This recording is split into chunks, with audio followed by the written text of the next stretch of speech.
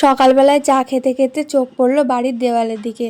দেওয়ালটা বেশ নোংরা হয়েছিল, সঙ্গে বাড়ির দরজা আরও বিভিন্ন জায়গাগুলোও বেশ খানিকটা নোংরা হয়েছিল। তো ভাবলাম যে আজকে এই পরিষ্কার করার কাজগুলোই করা যাক। তো যেমন কথা তেমন কাজ শুরু করে দিয়েছি। বালতিতে সার্পে নিয়ে প্রথমেই রান্নাঘর দরজাটা পরিষ্কার করতে শুরু করে দিয়েছি। ওপরের দিকটা একদিন পরিষ্কার করেছিলাম, যার জন্য ওপরের দিকটায় বেশি নোংরা ছিল না, কিন্তু নিচের দিকটায় অনেকটাই নোংরা ছিল, উঠতেই চাইছিল না। অনেকক্ষণ ঘষে ঘষে পরিষ্কার করবার পরে তবেই উঠেছে। তারপর শুকনো গামছা দিয়ে ভালোভাবে মুছে নিলাম। দোতলায় প্লাস্টারের কাজ চলছে, মিস্ত্রিরা কাজ করছে, যার জন্য ঘরদোর একটু বেশি নোংরা হচ্ছে, কিন্তু কিছু করার নেই, এখন তো সহ্য করতেই হবে। আর এরমভাবে মাঝে মাঝে ঘরদোর একটু পরিষ্কার করতে হবে। দরজাটা মোছার পরে বাড়ির দেওয়াল আর ঘরের শোকেসটাও মুছে নিয়েছিলাম, কিন্তু সেটার ভিডিও করতে আমার আর মনে ছিল না। তারপরে চলে গেছিলাম বাড়ির বোর্ডগুলো পরিষ্কার করতে।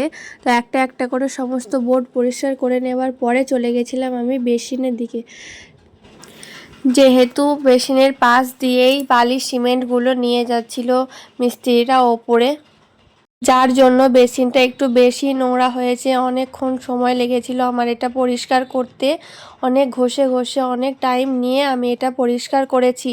বেসিনের সামনের দেয়ালটাও নোংরা হয়েছিল, তাই বেসিনের দেয়ালটাও আমি একটু পরিষ্কার করে নিলাম।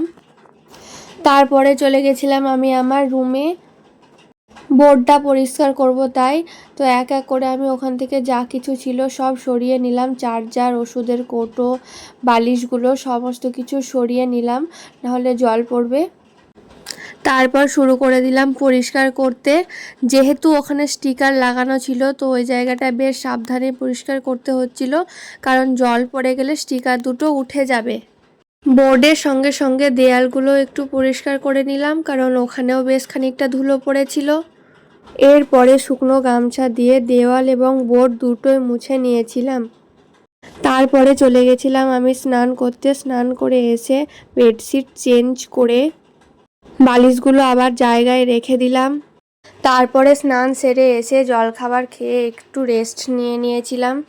প্রেগনেন্ট অবস্থায় অল্প কিছু কাজ করলে শরীরটা প্রচণ্ড ক্লান্ত লাগে।